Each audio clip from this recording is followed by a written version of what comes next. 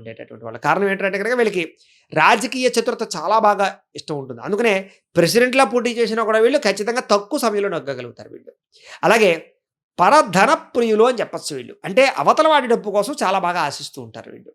వీళ్ళ దగ్గర డబ్బు ఖర్చు పెట్టడం కన్నా పక్కవాడి డబ్బు ఖర్చు పెట్టడం కోసం ప్రయత్నం చేస్తారు. సరదాగా ఏ ఫ్రెండ్స్ తోటో వెళ్లారనుకోండి, లేకపోతే ఎవరో తెలిసిన వాళ్ళతో వెళ్లారనుకోండి, ఓ డ్రింక్ తాగారనుకోండి, వీళ్ళ జేబులో డబ్బులు తీద్దాం వద్దా అని ఆలోచి వాళ్ళు డబ్బులు తీశారనుకోండి, సరే అని వీళ్ళు లోపలెట్టేస్తుంటారనమాట. అంటే పరధనం ఖర్చు పెట్టడానికి ఎక్కువగా ప్రాధాన్యత ఇస్తారు తప్ప, అత్యవసరమైతే తప్ప మీ దగ్గర డబ్బులు తీయరు అని చెప్పొచ్చు.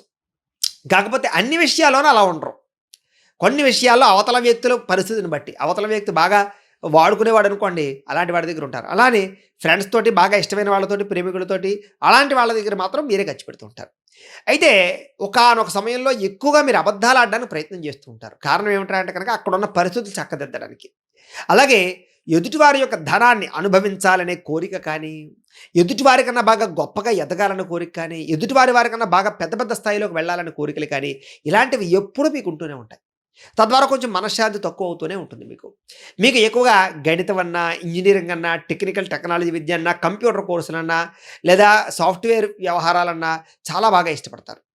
ఈ రాశిలో ఉండే వాళ్ళకి సైనికులుగా కానీ, లేదా పైలట్లుగా కానీ, లేకపోతే రైల్ పైలట్లుగా కానీ, ఇలాంటి వాటిలో బాగా రాణిస్తారు వీళ్ళు.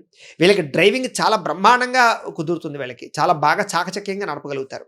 అందుకనే అనేక రకాల యుద్ధ విమానాలు నడిపేవాళ్ళు కానీ, లేదా యుద్ధ ట్యాంకర్లు నడిపేవాళ్ళు కానీ, సబ్‌మెరైన్ నడిపేవాళ్ళు కానీ, ఇలాంటి వృత్తులు